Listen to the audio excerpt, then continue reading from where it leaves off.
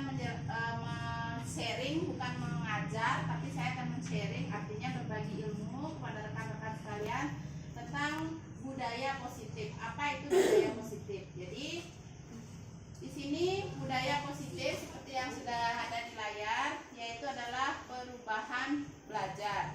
Jadi di sini bagaimana kita memandang kegiatan pembelajaran tersebut. Kemudian yang selanjutnya adalah disiplin positif, motivasi perilaku manusia, kebutuhan dasar manusia, posisi kontrol restitusi, keyakinan kelas, dan segitiga restitusi. Jadi kita lanjut saja dari yang pertama, yaitu perubahan paradigma belajar. Perubahan paradigma belajar, pada dasarnya kita sebagai seorang guru itu tidak bisa memaksa murid untuk berbuat sesuatu.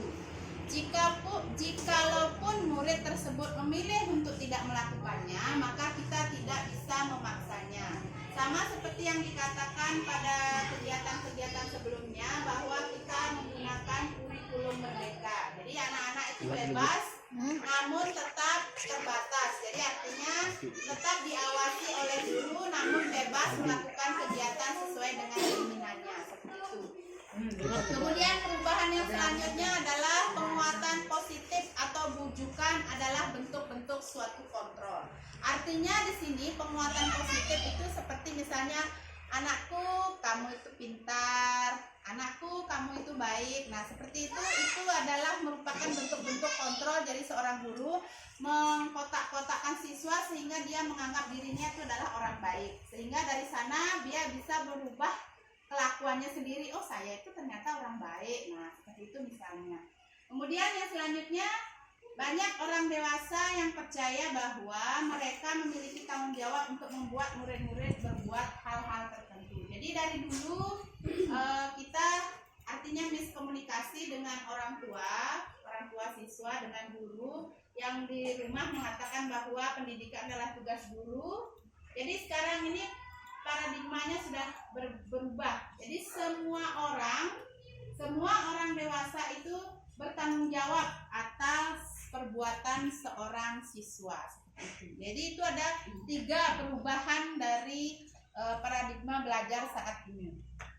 Kemudian selanjutnya adalah disiplin positif dan nilai kebajikan universal. Di sini dulu kita menganggap teori stimulus dan respon. Namun saat ini kita menggunakan teori kontrol, di mana dulu realitas atau kebutuhan kita itu sama. Jadi kita sama dulu kebutuhannya. Tapi sekarang di teori kontrol itu menyatakan bahwa manusia itu kebutuhannya berbeda-beda. Antara Ibu Emma dan Ayu kebutuhannya pasti berbeda-beda, seperti itu.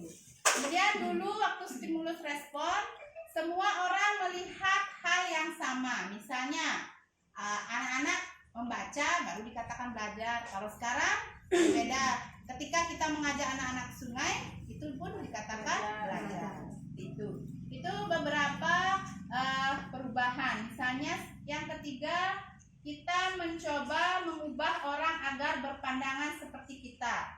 Nah, namun teori yang saat ini kita berusaha memahami pandangan orang lain tentang dunia. Jadi maksudnya, dulu kita selalu menginginkan anak itu untuk menggambar, ayo gambar gunung, wah, sungai, matahari, jalan, matahari, awan-awan. Nah, kalau sekarang berbeda. Jadi dia bebas mengekspresikan dirinya menjadi seperti apa yang dia inginkan. Seperti itu. Iya, dia mau gunung, mau rumah, mau apa, mau daun saja yang dia gambar. Nah, itu contohnya. Kemudian yang selanjutnya adalah dulu dalam stimulus respon, perilaku buruk dilihat sebagai suatu kesalahan. Namun sekarang semua perilaku memiliki tujuan. Dulu kita menganggap bahwa ketika anak itu memukul temannya itu adalah sebuah kesalahan. Namun sekarang ketika anak tersebut memukul temannya pasti ada tujuan tertentu. Misalnya ingin diperhatikan oleh gurunya, ya enggak? Iya, seperti itu contohnya. Kemudian yang selanjutnya, hanya Anda yang bisa mengontrol diri Anda. Namun di dalam teori kontrol saat ini hanya Anda yang bisa mengontrol diri Anda. Jadi dulu dan sekarang sama ya. Jadi maksudnya di sini adalah hanya Anda yang bisa mengontrol diri. Jadi artinya ketika seseorang itu hanya dialah yang bisa menentukan pilihan hidupnya. Misalnya ketika dia memegang suatu benda di tangannya, dia ingin membuka benda tersebut atau tidak, kan itu hanya ada dalam diri sendiri. Mau kita menyerahkan benda itu pada orang lain, itu kan hanya dikontrol oleh diri sendiri. Itu maksudnya dari hanya kita yang bisa mengontrol diri kita sendiri.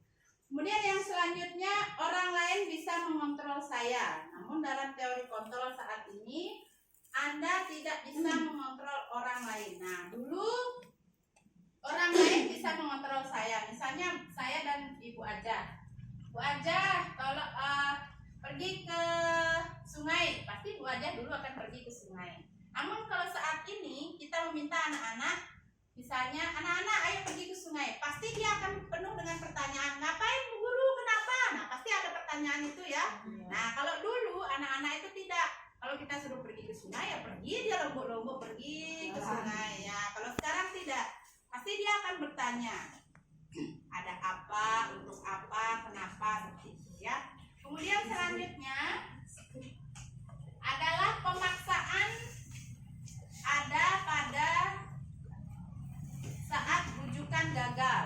Nah, kemudian dalam teori kontrol, kolaborasi dan konsensus menciptakan pilihan-pilihan baru. Maksudnya, kalau dulu itu selalu kita diberikan, misalnya ini soal tema 1, silahkan Bapak Ibu kasih ke anak-anak. Dulu seperti itu. Namun sekarang kita bebas menentukan apakah pembelajaran A dulu, apakah pembelajaran B dulu yang kita selesaikan. Itu sekarang sudah bebas ya. Jadi tidak harus, misalnya ibu-ibu ingin mengerjakan dulu soal matematika yang segitiga. Minggu ini saya mau menyelesaikan segitiga. Boleh, tidak harus ibu mempelajari pelajaran yang lainnya. Itu yang termasuk dalam kolaborasi dan menciptakan pilihan-pilihan baru. Kemudian yang selanjutnya, dulu kita berpikir ada orang menang dan ada orang kalah. Di teori yang sekarang ini orang itu selalu berpikir menang-menang, di mana segala sesuatu seperti yang tadi pasti ada tujuannya, sehingga kita selalu dianggap menjadi seorang pemenang. Sama seperti anak di kelas, dia itu punya keahlian masing-masing. Nah, itu yang dimaksud dengan model berpikir menang-menang. Menang-menang, pasti setiap orang itu punya kemenangannya masing-masing. Kemudian selanjutnya, disiplin positif. Di dalam disiplin positif, kita memaknai disiplin positif itu menjadi suatu yang dilakukan seseorang pada orang lain untuk mendapatkan kepatuhan. Kita cenderung menghubungkan kata disiplin dengan ketidaknyamanan. Nah, maksudnya di sini, dulu kita selalu menganggap bahwa sesuatu disiplin itu berarti pada hukuman. Pasti itu anggapannya zaman dulu. Namun pada sekarang, disiplin itu diarahkan pada hal-hal yang lebih positif, yang ada hubungannya dengan profil pelajar Pancasila. Jadi ada 6 profil pelajar Pancasila. Yang satu beriman bertakwa, kemudian mandiri, bernalar kritis, berkebinekaan global, bergotong royong, dan kreatif. Jadi di kelima profil pelajar Pancasila ini, di sanalah kita akan menentukan disiplin positif untuk anak-anak.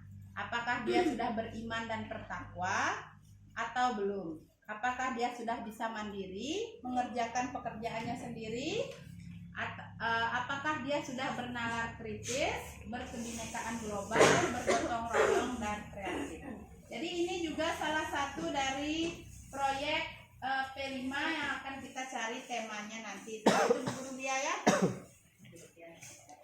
Terus selanjutnya, motivasi dan perilaku manusia. Jadi dari tiga hal di sini, ada 3 motivasi dan perilaku manusia. Yang pertama adalah manusia itu pasti menghindari ketidaknyamanan atau hukuman. Pasti seseorang ketika melakukan suatu hal pasti menghindari hukuman. Misalnya, awas ya, hari ini kamu tidak membuat PR, nanti hukum. Nah, pasti besoknya dia bikin PR karena dia takut pada hukuman. Itu motivasi yang pertama. Yang kedua, untuk mendapatkan imbalan atau penghargaan.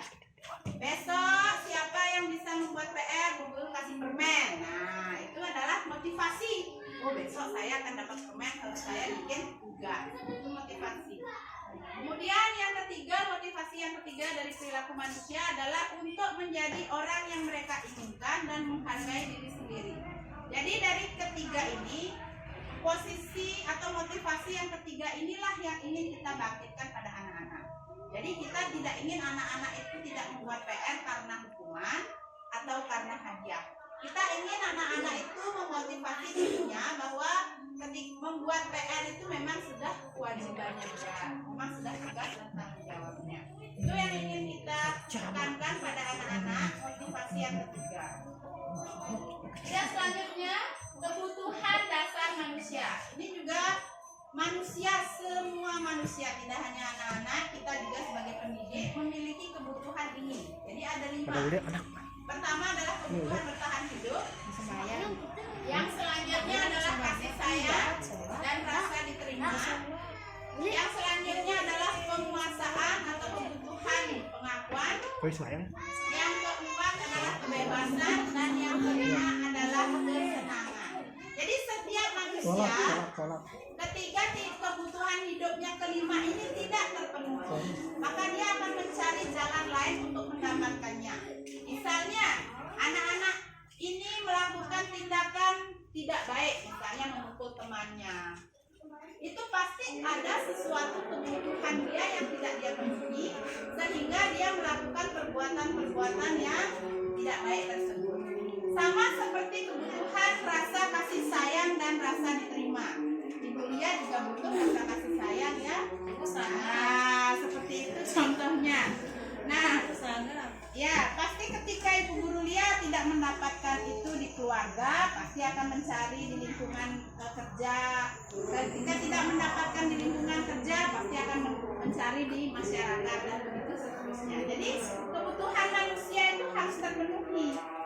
Kemudian ada kebutuhan atas kebebasan. Jadi manusia itu bebas memilih. Seperti misalnya Ibu Guru Ayu bebas memilih mau berjodoh dengan si A, si B. Nah itu dia bebas menentukan pilihannya. Tidak harus dipaksa oleh keluarganya. Itu misalnya, itu dari kita ya. Sama seperti anak-anak. Jika dia tidak senang matematika, tidak usah kita, kamu ini harus kamu suka matematika. Tidak bisa seperti itu. Jadi kalau dia suka menggambar, biarkan dia menggambar angka. Gambarkan dia angka 7, suruh dia menggambar angka 8, isi warnai. Seperti itu contohnya. Mungkin nanti kita bisa mengembangkannya seiring dengan waktu ya. Kemudian yang terakhir adalah kesenangan. Kebutuhan untuk merasa senang. Jadi manusia itu kebutuhan akan kesenangannya harus terpenuhi. Misalnya sama seperti kita di sini Bapak Ibu, ketika kita kebutuhan perasaan kita di sini nyaman mengajar, rekan-rekan sejawat pengertian dan tidak ada blok-blok seperti itu, Bapak Ibu kan merasa senang ya enggak? Nah ketika Bapak Ibu merasa senang, maka Bapak Ibu juga akan senang mengajar, maka itu akan membiak pada anak-anak. Seperti itu juga pada anak-anak, ketika mereka senang belajar, senang melakukan sesuatu yang mereka sukai, maka otomatis pelajaran itu kan sendirinya masuk ke dalam pikirannya. Kemudian yang selanjutnya adalah posisi kontrol restitusi. Jadi di sini ada 5 posisi kontrol. Ada posisi penghukum, ada pembuat rasa bersalah, ada teman, pemantau, dan manajer. Apa itu posisi kontrol? Posisi kontrol itu adalah ketika Bapak Ibu ingin menangani siswa, maka Bapak Ibu harus menyiapkan dirinya pada 5 posisi kontrol ini. Apakah Bapak Ibu ingin menjadi seorang penghukum, atau pembuat rasa bersalah, atau menjadi teman, atau menjadi pemantau dan manajer. Jadi itu posisi kontrol Bapak Ibu guru di dalam kelas. Jadi apakah Bapak Ibu guru ingin menjadi seorang penghukum? Nah, bagaimana? Ataukah ingin menjadi seorang yang membuat rasa bersalah pada anak itu, atau seperti apa? Nah, itu posisi kontrol Bapak Ibu di kelas. Yang selanjutnya adalah keyakinan kelas. Jadi di sini keyakinan kelas apakah berbeda dengan peraturan kelas? Nah, coba saya menunjukkannya kepada Bapak Ibu guru. Apakah keyakinan kelas berbeda dengan peraturan kelas? Berbeda. Maksud saya Bapak Ibu sependapat dengan kami. Jadi keyakinan kelas dan peraturan kelas itu berbeda. Jadi untuk peraturan kelas itu kan dibuat oleh guru untuk siswa. Kalau keyakinan kelas itu dibuat bersama oleh guru dan siswa. Jadi keyakinan kelas inilah yang akan menjadi patokan apakah Bapak Ibu guru bisa menyalahkan kelakuan siswa atau tidak. Jadi kalau di kelasnya tidak ada keyakinan, gimana kita mau menerapkan peraturan seperti itu? Misalnya suatu saat anak itu mengejek temannya, guru bisa mengatakan bahwa anak tersebut keluar dari keyakinan apa tidak, jika keyakinannya ada atau tidak. Jika keyakinannya sudah ada, jadi gampang. Anak-anak, kan kamu sudah menyepakati sendiri bahwa kamu akan saling menghormati, seperti itu contohnya. Maka sekarang jangan saling mengejek lagi. Nah, itu bisa. Jadi dia akan sadar sendiri akan keyakinan kelas yang sudah dia bikin. Karena yang membuat keyakinan kelas itu kan anak-anak, ya enggak Bapak Ibu guru? Ya, yang membuat adalah anak-anak, bukan guru. Kemudian yang selanjutnya, yang terakhir adalah segitiga restitusi. Ini yang terakhir. Segitiga restitusi ini digunakan untuk menangani siswa yang melakukan kesalahan atau siswa yang melanggar keyakinan kelas. Jadi segitiga restitusi ini yang pertama adalah menstabilkan identitas. Jadi Bapak Ibu guru, ketika Bapak Ibu guru menemukan anak siswanya atau anak didiknya keluar dari keyakinan kelas, maka yang pertama yang Bapak Ibu guru lakukan adalah menstabilkan identitas. Menstabilkan identitas ini adalah di mana Bapak Ibu guru tidak menghakimi bahwa perbuatan yang dia lakukan itu salah. Contohnya, Pak Darmalah memukul Bu Guru Ayu misalnya.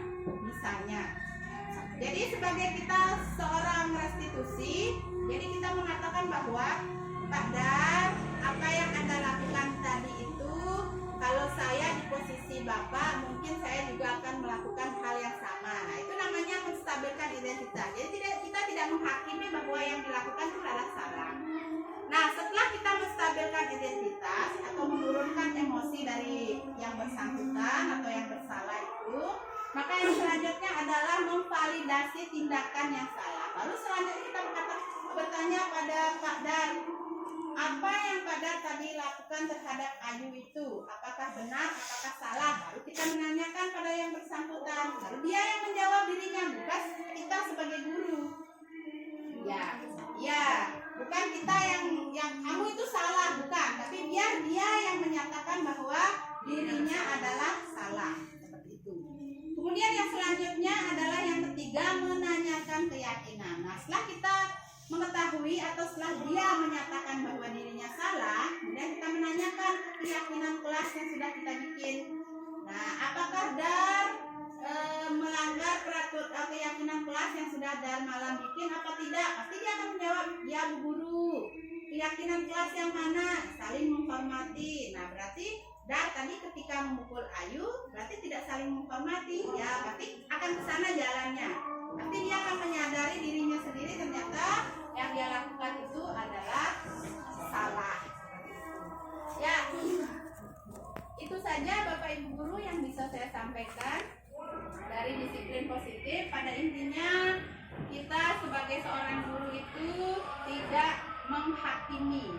namun kita membiarkan anak-anak tersebut untuk mencari dan menggali sendiri apa yang sudah dilakukan.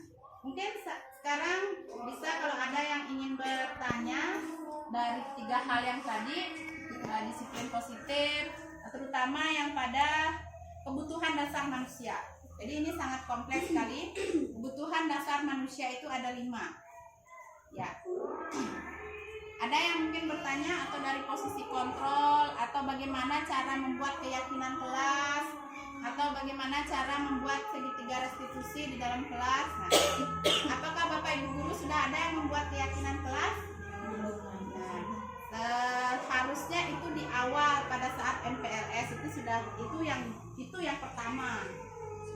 Ya, itu yang pertama dilakukan, membuat keyakinan kelas, berorganisasi kelas, daftar pikir dan lain sebagainya. Tidak ocok-ocok kita langsung belajar. Ya. Ada yang sudah membuat keyakinan kelas? Belum? Nggak ada. Seperti berapa? Ya, nggak apa-apa. Mungkin setelah saya sampaikan hal ini, mungkin menjadi tindak lanjut dari rekan-rekan sekalian bahwa keyakinan kelas itu sangat penting ketika kita bisa menyatakan bahwa anak itu bersalah ataupun tidak. Jadi kalau tidak ada keyakinan kelas kan kita tidak tahu.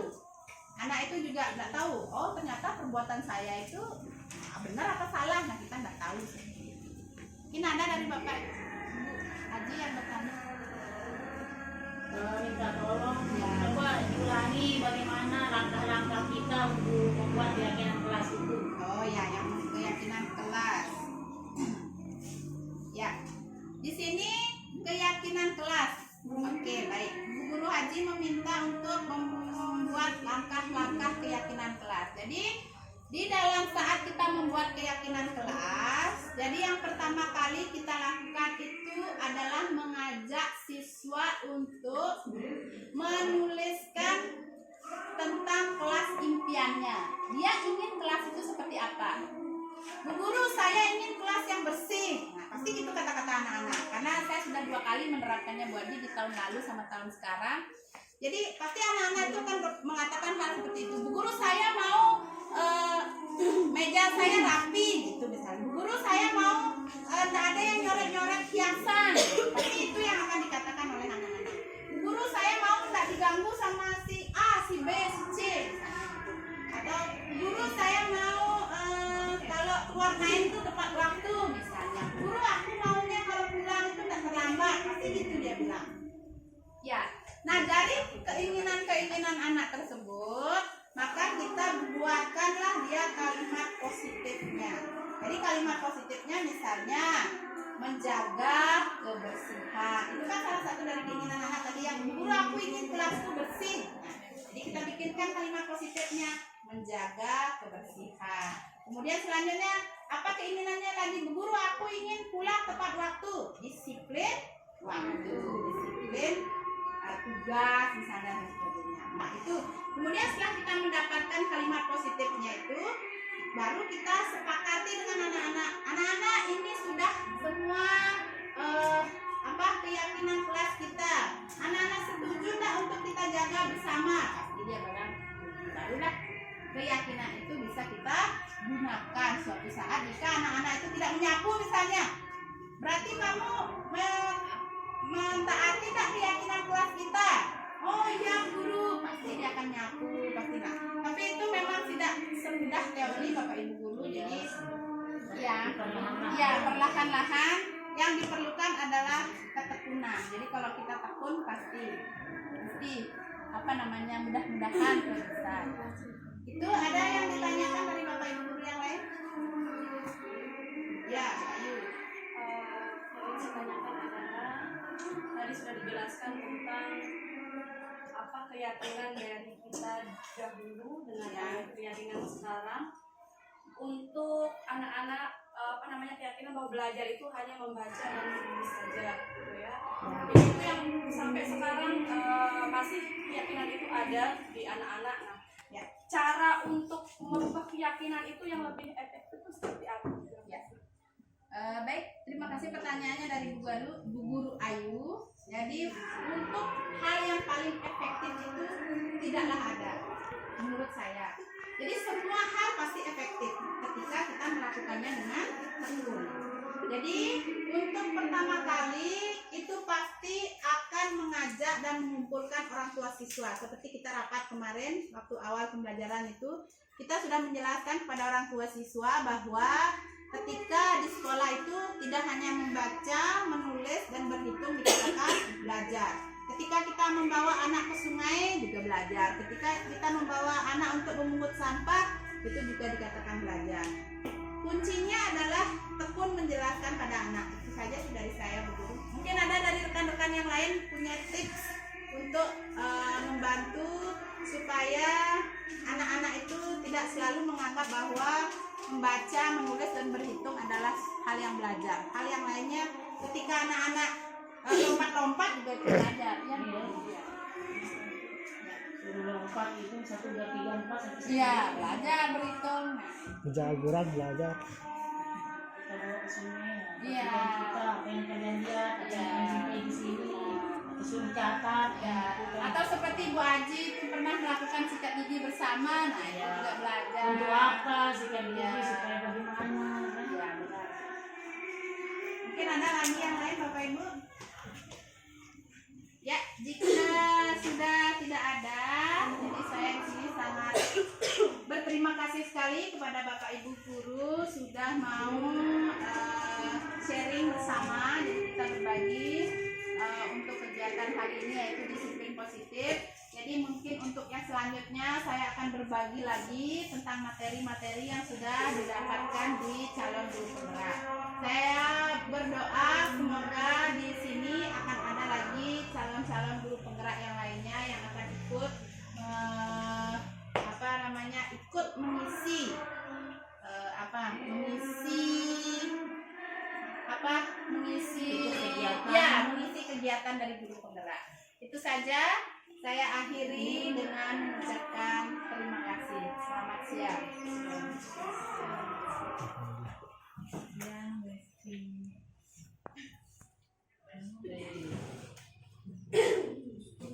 Jadi udah saat ini. Bismillahirrahmanirrahim. Assalamualaikum warahmatullahi wabarakatuh. Waalaikumsalam warahmatullahi wabarakatuh. Baik Bapak Ibu guru sekalian, pada kali ini di acara diseminasi aksi nyata budaya positif oleh Ibu Guru Niwayan Asri Udayani, ya kita akan menyaksikan penjelasan beliau tentang aksi nyata budaya positif di SDN 1 Banting. Ya, sebelum itu adalah kita buka acara ini dengan sama-sama melafazkan basmalah. Bismillahirrahmanirrahim. Nah, untuk acara selanjutnya kita langsung saja kepada Ibu Niwayan Asri Udayani untuk menjelaskan aksi nyata tersebut.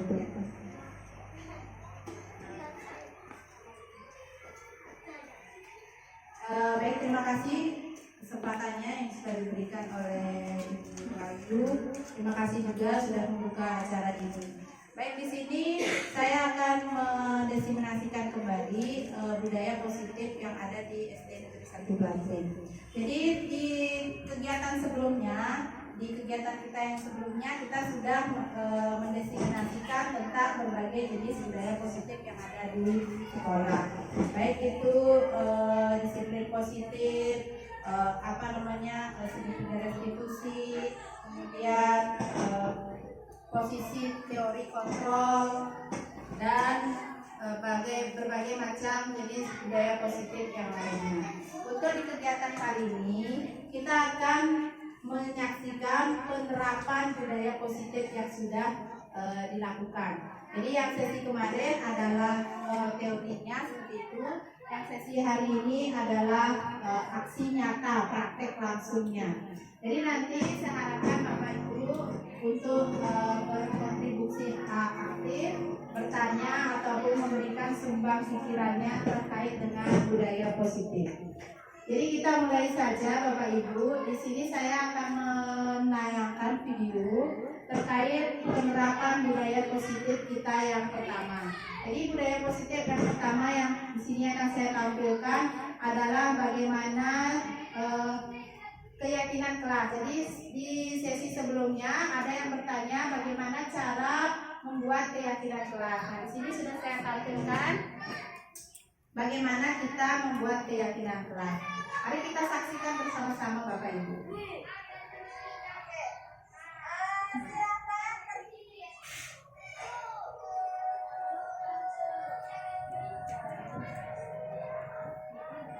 Jadi ini budaya positif yang sudah saya terapkan di kelas ya.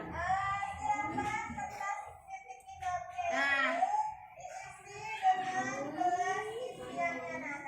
ya, jadi pertama kali anak-anak diminta untuk mengisi kertas kecil, jadi berisi tentang impian mereka. Jadi tentang impian anak-anak tersebut kelas yang seperti apa, itu yang pertama.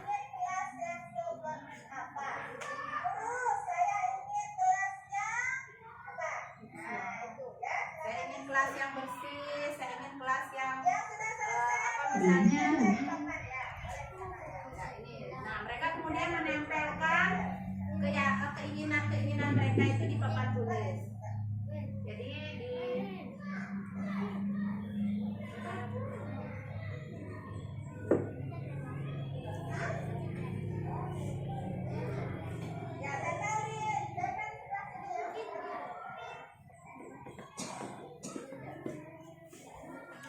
setiap anak pasti punya keinginannya kan Bapak Ibu ya. Jadi mereka pasti mereka itu punya keinginan. Jadi kita bagi papan tulis itu menjadi 3 bagian. Jadi ada keinginannya mereka, kemudian di tengah-tengahnya nanti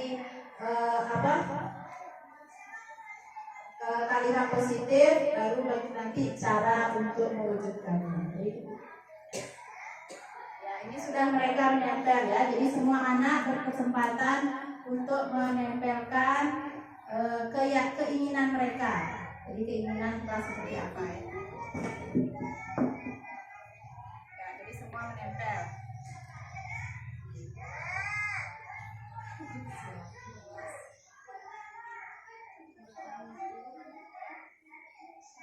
Nah, sekarang kita mulai kelompokkan. Nah, ada yang menjawab kelas yang bersih. Nah, kita mulai mengelompokkan. Ada yang ingin kelas, guru saya ingin bukunya rapi, misalnya. Nah, mulai kita kelompok-kelompokkan. Nah, kita istilahnya kita rangkum seperti itu, kita rangkum ya. Nah, mulai kita rangkum dia. Apa yang menjadi keinginan anak-anak tersebut.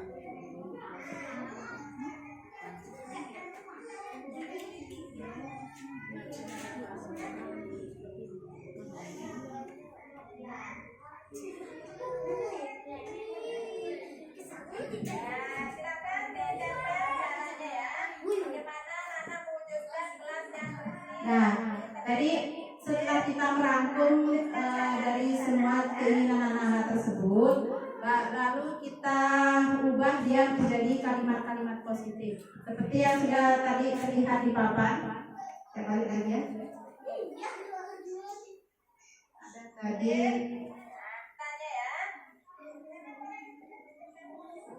Nanti di terakhir ada videonya.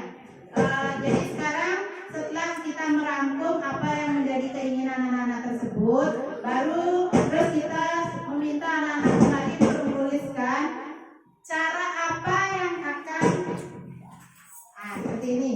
Cara apa yang akan mereka lakukan supaya kelas itu bersih. Misalnya ada yang berkeinginan, Bu Guru saya ingin kelasnya bersih. Jadi ketika sudah kita rangkum kelas yang bersih, itu misalnya, jadi selanjutnya kita tanyakan sama anak-anak itu, bagaimana cara mewujudkan kelas yang bersih tersebut. Nah, jadi mereka berpikir, oh kalau kelas yang bersih itu saya harus caranya saya membersihkan sampah, saya akan memungut sampah, ya itu maksudnya dari tulisan anak-anak itu. Nah, jadi tujuannya apa? Tujuannya supaya anak-anak itu dia yang berpikir sendiri bagaimana cara untuk kelas yang bersih seperti itu. Nah, ini mereka menempelkan. Nah, ini saya akan membersihkan kelas saya dengan rapi. Nah, ada yang memiliki cara. Jadi setiap anak pasti akan memiliki cara yang berbeda-beda. Nah, seperti ini. Saya akan sapu kelas supaya bersih. Nah, ada yang menyapu, ada yang tadi merapikan, dan lain sebagainya. Jadi dari ide-ide anak ini, nah saya ingin kelas, nah ini lagi, saya menyapu, apa lagi, nah setelah anak-anak selesai menulis cara-cara untuk menciptakan lingkungan yang bersih seperti yang mereka cita-citakan, nah tugas terakhir dari kita sebagai seorang fasilitator di kelas adalah kembali merangkum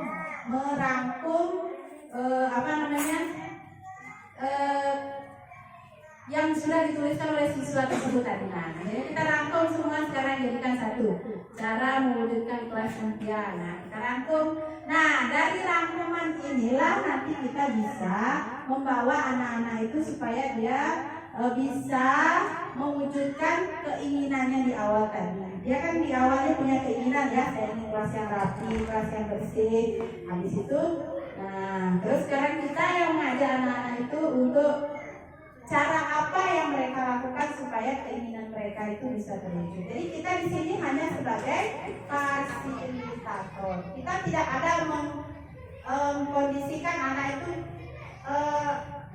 ini caranya kamu harus menyapu, kamu harus, nah sudah tidak ada lagi. Jadi dia sendiri yang punya ide apa yang harus saya lakukan seperti itu.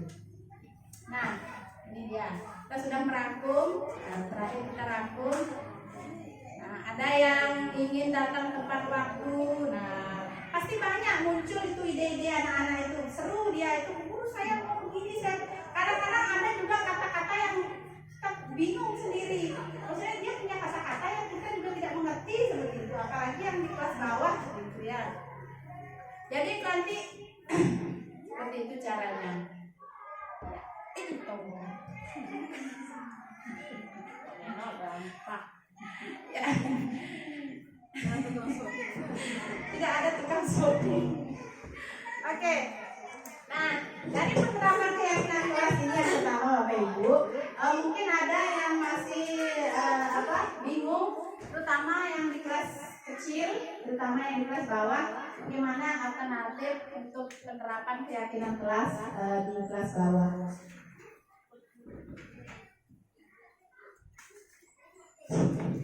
Ya, tadi kita sudah saksikan Ibu Guru Niwayan Asri Udayani menjelaskan tentang penerapan keyakinan kelas. Mungkin dari Bapak, Ibu Guru, para peserta diskusi pada hari ini ada yang ingin ditanyakan ataupun memberikan masukan terhadap penerapan keyakinan kelas ini, waktu dan tempat dipersilahkan. Mungkin ada terutama yang dari kelas kecil bagaimana sistem penerapannya yang di kelas bawah, sama yang kelas 3 ke bawah mungkin ada pernah melakukan kegiatan yang sama? Belum masih bimbingan ya. Nah kira-kira kita punya ide seperti apa untuk yang di kelas 1? Ya mungkin walaupun Bapak Ibu Guru yang tidak di kelas 1, ini kan kalau di kelas tinggi bisa kita terapkan seperti ini ya, suruh dia menulis. Nah bagaimana untuk yang di kelas bawah? Karena dia belum bisa nulis. Ya, karena dia belum bisa nulis. Bagaimana kira-kira? Nulis. Nah, bagaimana? Ya, silakan Pak Guru Roni.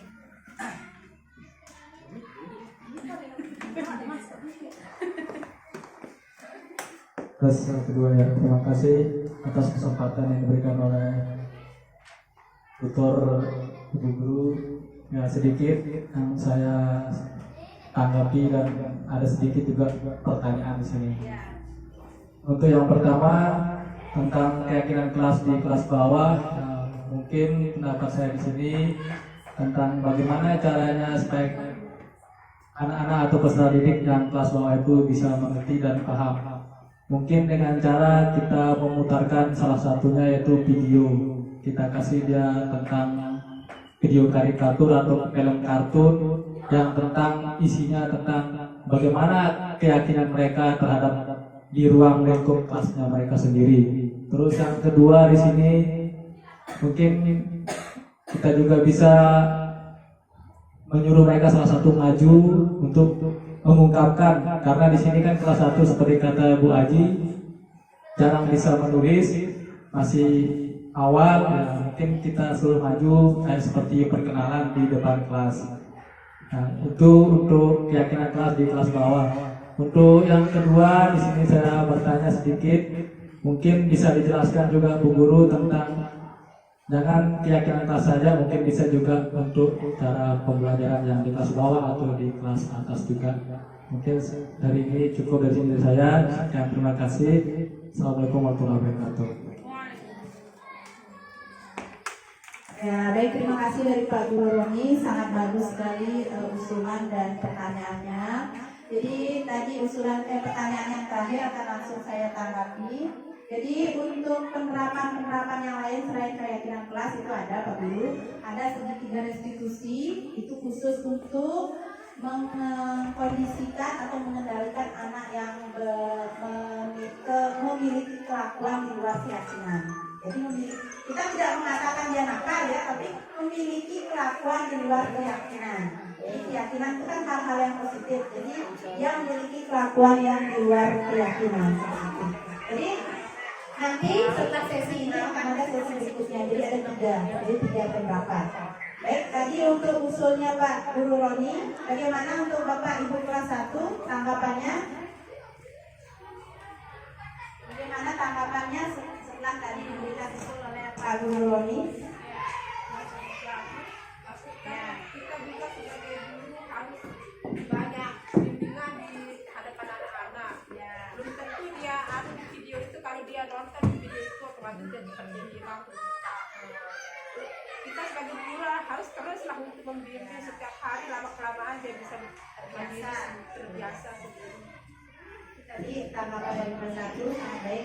Ide dari Pak Guru Roni sangat bagus untuk menampilkan video. Namun seperti yang dikatakan oleh Ibu Guru kelas 1 bahwa ketekunan dari guru kelas 1 lah itulah kunci utama. Jadi idenya itu sangat bagus. Kita tampilkan dulu video.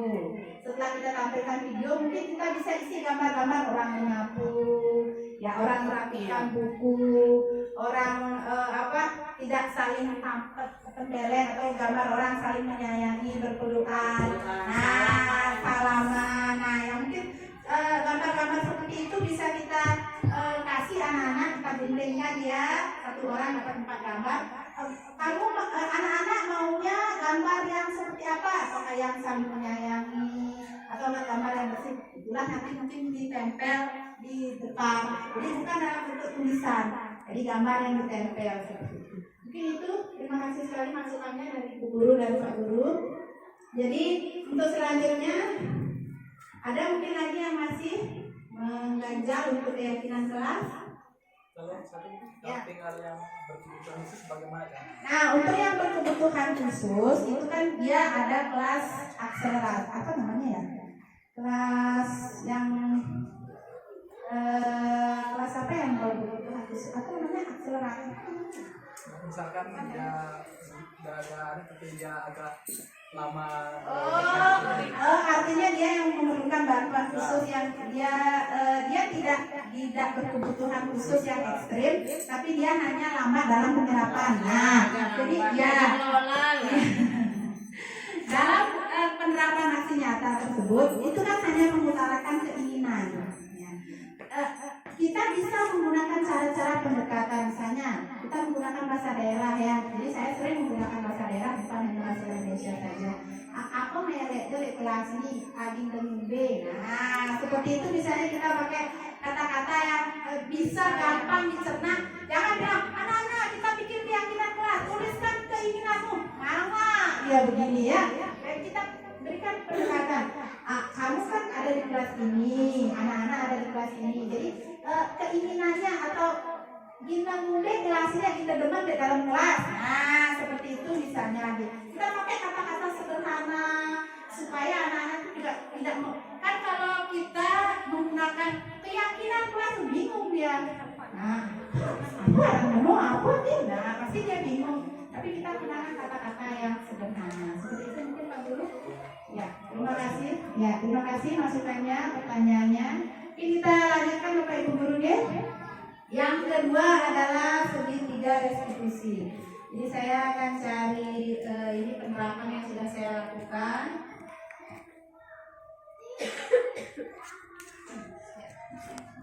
Jadi segitiga restitusi.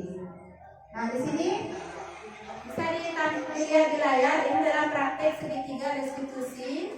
Jadi di mana segitiga restitusi itu adalah menangani anak yang melakukan kegiatan di luar keyakinan dengan tetap mengedepankan budaya positif. Jadi di sini menurut dosen restitusi, nah segitiga restitusi itu ada 3 Bapak Ibu langkah-langkahnya. Yang pertama adalah menstabilkan identitas, yang kedua adalah validasi tindakan, yang ketiga adalah menanyakan keyakinan. Jadi di sini adalah di mana kita sebagai seorang guru ketika anak itu melakukan hal di luar keyakinan, kita tidak boleh langsung menjudge. Kamu nakal sekali, kamu ngapain berbuat seperti itu? Nah, tidak seperti itu. Jadi kita harus stabilkan dulu. Pertama, stabilkan identitas. Caranya adalah, nah kita tonton videonya Bapak Ibu ya. Masa ya nggak bisa berikutnya ini boleh nggak kelihatan ya berikutnya. Nyambung ke sana. Itu kan dibantu.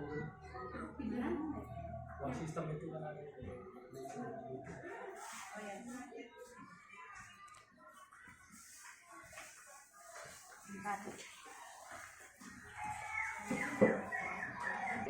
Ya, dilanjutkan Bu Rayu sampai langsung di videonya Bu Rayu. Ya, oke. Ini salah satu contohnya misalnya, nah anak ini sedang bertengkar di dalam kelas. Nah, Wulan itu dia berkata kotor terhadap Dimas. Nah, awalnya itu diawali oleh Dimas yang mencoret buku Wulan, kemudian Wulan dia mengatai Dimas dengan kata-kata kotor. Nah, kita mulai dari sini.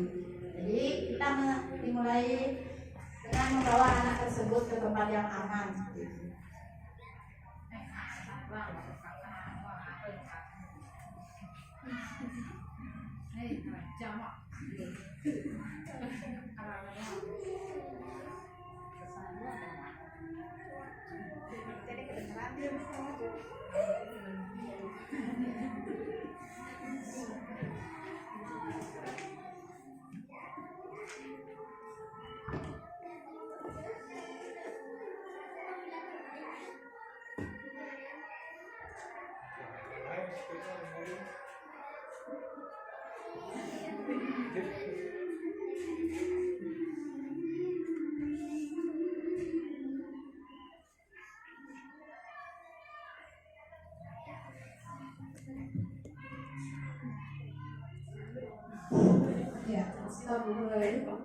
Ya, jadi pada saat melakukan restitusi, kita membuat dulu anak itu supaya nyaman dengan kita. Jadi kita jangan langsung di dalam kelas kali kamu ngapain kita. Kita bawa dulu ke tempat yang aman dan nyaman. Pertama-tama yang kita lakukan adalah dengan cara menanyakan apa yang sudah dilakukan tadi. Biarkan dia mengungkapkan sendiri pikirannya.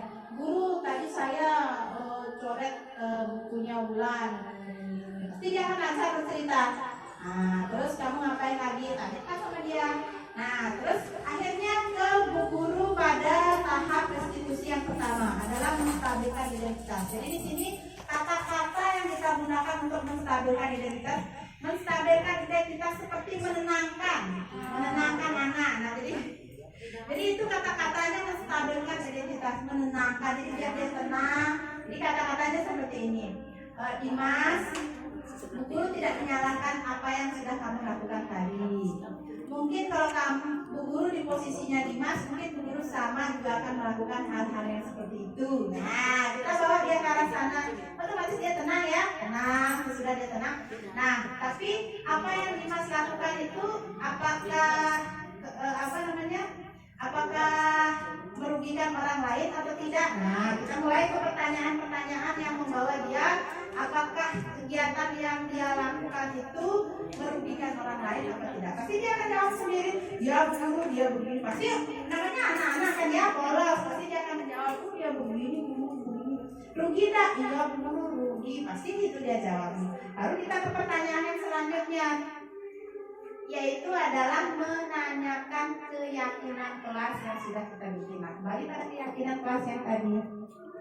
Nah, tanyakan sama dia, Dimas, apa yang Dimas lakukan tadi itu apakah sama dengan keyakinan kelas yang sudah kita sepakati atau belum? Pasti dia akan jawab, enggak, guru, beda, saya ini. Apa yang perbedaannya? Pasti dia akan jawab sendiri. Dia akan dengan sendirinya menggali kesalahannya sendiri atau keluar dari keyakinan itu dia sendiri.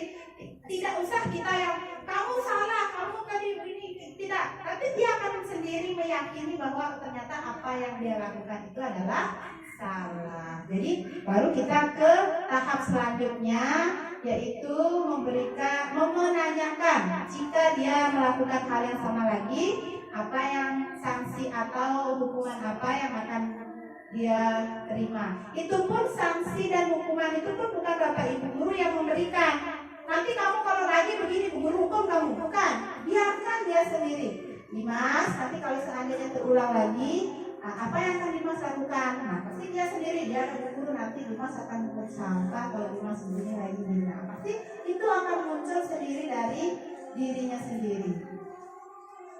Itu Bapak Ibu. Jadi segitiga restitusi ini dilakukan untuk kegiatan budaya positif supaya Bapak Ibu guru tidak membuat anak-anak itu seolah-olah menyatakan dirinya salah. Maksudnya gini, supaya tidak Bapak Ibu guru yang menyatakan dia salah, biarkanlah dia sendiri yang menyatakan dirinya itu keluar dari keyakinan atau tidak. Itu tujuannya dari segitiga restitusi. Jadi yang selanjutnya dilanjutkan videonya Bu Guru. Nah, ini kegiatannya. Nah, bagaimana dengan Ulan? Nah, Ulan juga harus kita restitusi. Jadi kita tidak berpihak pada satu orang anak. Jadi kedua-duanya kita restitusi. Jadi antara Ulan dan Dimas kita sama-sama restitusi dengan kegiatan yang sama. Yang pertama menstabilkan, yang kedua validasi, yang ketiga ini. Jadi kegiatannya ada 3. Nah, ini. Jadi dengan sendirinya anak itu nanti akan mengetahui apa hal yang sudah dilakukannya itu sudah sesuai dengan keyakinan atau belum ya.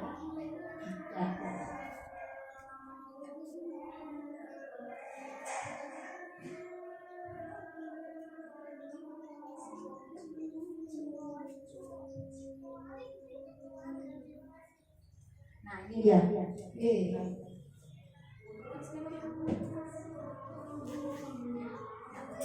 Ya, nah jadi di sini menstabilkan identitas, validasi tindakan dan keyakinan, menanyakan keyakinan. Nah, jadi dari langkah-langkah atau kegiatan restitusi yang ada, pasti saya yakin Bapak Ibu sudah pernah melakukannya, tapi hanya belum tahu bahwa itu ternyata adalah restitusi. Ya, ya enggak Bapak Ibu? Iya pasti kita panggil. Iya, kita panggil ya. Kan kita biarkan selesaikan di sana kan, karena kita bawa dia ke kantor di kantor. Tapi tidak sesuai dengan urutan yang ada sekarang ini. Nah, dari sinilah kita akan mengetahui urutan-urutan untuk kita melakukan langkah-langkah restitusi terhadap anak tersebut.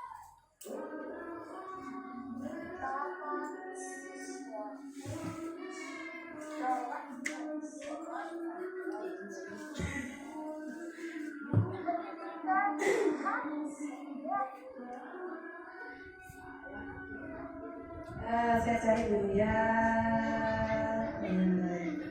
Paus pada Ya, coba mau sebentar lagi. Ya, ini budaya positif yang selanjutnya yang ingin saya desiminasikan kepada Bapak Ibu guru. Kira-kira kegiatan apa ini Bapak Ibu guru? Kegiatan apa kira-kira ini? Ini adalah kegiatan kita pagi-pagi apa? Di saat anak baru nyampe di sekolah. Iya, terima kasih Bu Haja. Ini adalah kegiatan salah satu budaya positif yang selama ini memang sudah kita lakukan bersama. Jadi memang sudah kita lakukan di SD 1 Blanting. Nah, mungkin perhatikan videonya. Jadi pagi hari jam 6 lebih 19 menit kita sudah menanti siswa kita untuk datang di depan sekolah ya untuk melakukan kegiatan pagi.